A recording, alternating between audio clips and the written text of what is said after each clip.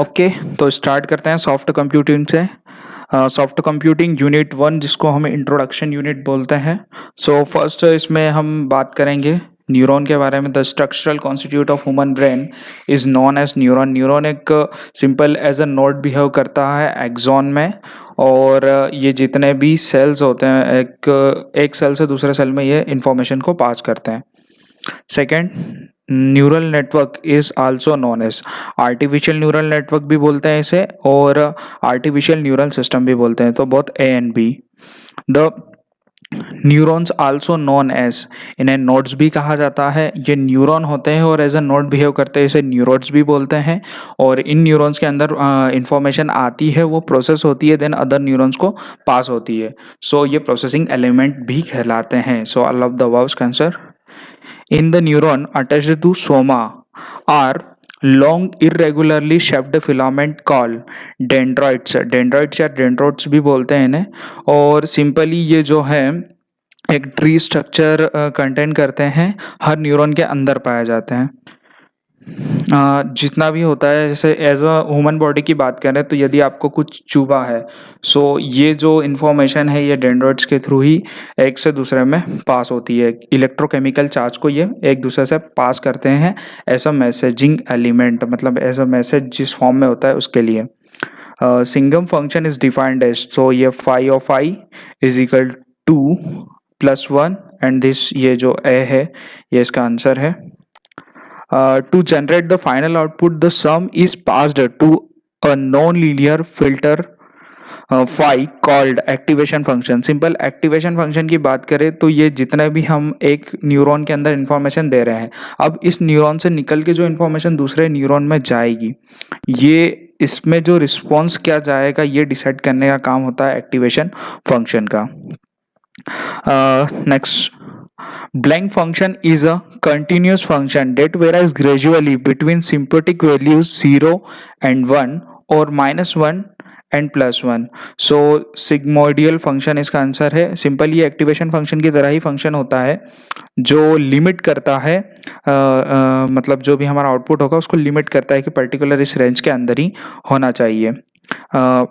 At the question, blank procedure negative output values, तो hyperbolic tangent function है जो produce करता है नेगेटिव आउटपुट वैल्यूज, ठीक है। और ये जो फंक्शन होता है एक्टिवेशन फंक्शन का यूज करता है, ठीक है।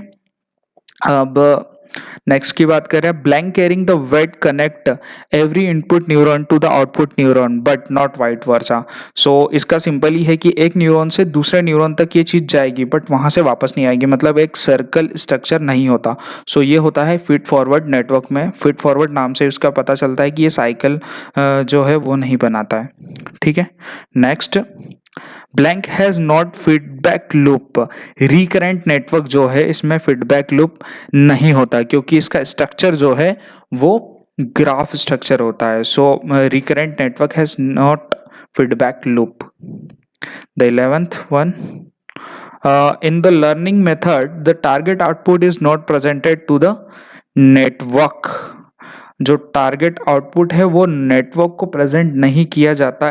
कौन से टाइप की learning? Supervised, unsupervised, reinforcement learning. So इसमें अनसुपरवाइज्ड लर्निंग में नेटवर्क को जो है आउटपुट है टारगेटेड आउटपुट वो नहीं मिलता है। वैसे सुपरवाइज्ड और अनसुपरवाइज्ड में सिंपली यही होता है। सुपरवाइज्ड में ऐसा होता है कि आपको एक पर्टिकुलर टीचर की ज़रूरत होती है, उस मशीन को किसी को सिखाने की ज़रूरत होती है, वो सुपरवाइज्ड लर्निंग करती है। अनसुपरवाइज्ड लर्निंग मतलब आप सेल्फ स्टडी कर रहे हो, जो आप करते हो उसके एक्सपीरियंस से आप सीख रहे हो और उसको अप्लाई करोगे, ठीक है। सो इतना ही था। Next, combining a number of Adeline is. So Adeline को हम मल्टीपल एडलिन को एक साथ रखेंगे तो मल्टीपल एडलिन बोल सकते हैं, या मेडलिन भी इसका ऑप्शन में हमें मिल रहा है तो मेडलिन, ठीक है। इसमें 3 लेयर्स होती है, इनपुट लेयर, हिडन लेयर और आउटपुट लेयर्स। इसका एक और क्वेश्चन है, उसमें बात करेंगे।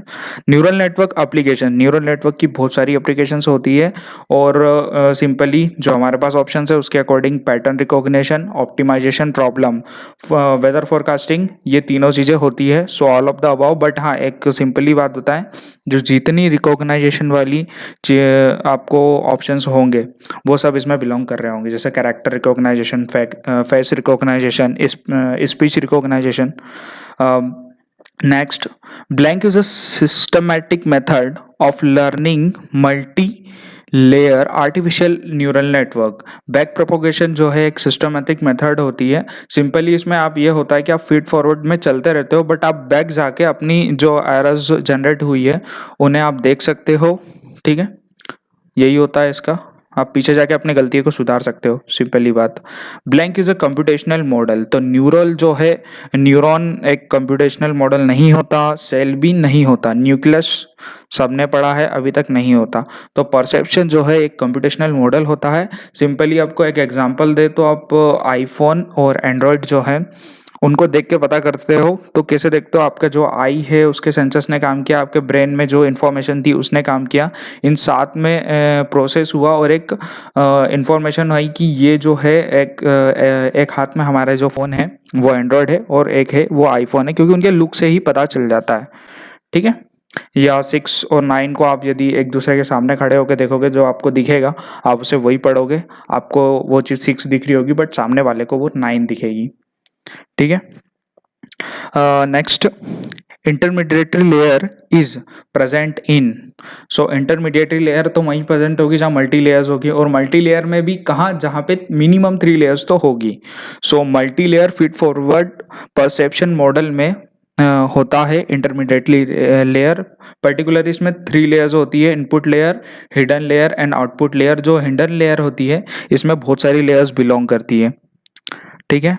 Next, linear activation operator equation is, so O is equal to GL, G is equal to tan phi, its answer, देख लो इसको, okay। Next, blank is never assured to finding global minimum as a simple layer delta rule case, तो back propagation इसका answer है, ठीक है। Back propagation में simply वही इसका थॉट है कि आप पीछे जाते हो और अपनी जो भी एरर्स है उनको सॉल्व कर पाते हो या देख पाते हो आपने क्या क्या गलतियां की थी।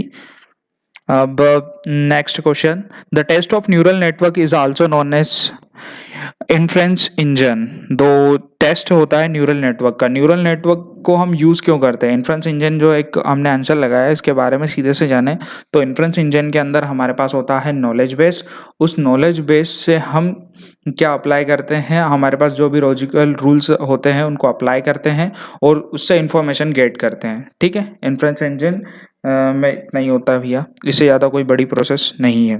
और बेसिकली इसका जो मेन यूज़ है वो इन्फ्रेंस इंजन का हम जो एक्सपर्ट्स होते हैं, बिजनेस एक्सपर्ट्स, वो यूज़ करते हैं अपने प्रिडिक्शंस में कि अब क्या इन्फॉर्मेशंस अवेलेबल है और उसमें हम क्या लॉजिक्स अप्लाई करेंगे जिससे हमें आगे की प्रिडिक्शंस मिल जाएगी।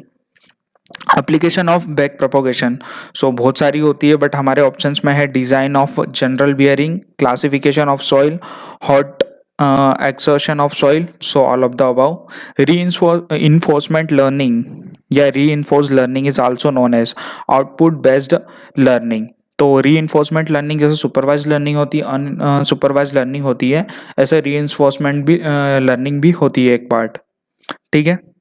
अब नेक्स्ट की बात कर ले, blank learning follows winner takes all strategy, तो कॉम्पिटेटिव लर्निंग जो है इसमें हम फॉलो करते हैं। कॉम्पिटेटिव लर्निंग जो होती है ये भी सिंपली एक सुपरवाइज लर्निंग के अंदर ही बिलोंग करती है, और आप जैसे कॉम्पिटेटिव एग्जाम्स और इनके लिए करते हो तो सेम बिहेवियर वैसे ही चलता है इसमें। Blank earlier neural network architecture, तो इसमें है रोसेनब्लैट परसेप्शन जो है वो अर्लियर न्यूरल नेटवर्क आर्किटेक्चर है। Next question, in Rosenblatt's perception network has 3 units, 3 units होती है। पहला sensory unit, association unit and third में आपको रिजल्ट मिलेगा तो वो रिजल्ट यूनिट भी हो सकती है। फीडबैक यूनिट नहीं होती, ये गारंटी से हमें पता है। तो रिस्पॉन्स यूनिट या आउटपुट यूनिट में आपको कन्फ्यूजन होगा। तो सबसे पहले आपको याद करना है कि इसमें 3 होती है, सेंसरी यूनिट, एसोसिएशन यूनिट और response unit. Adeline stands for, जो है एडलिन का फुल फॉर्म क्या होता है? Adaptive linear neural element network.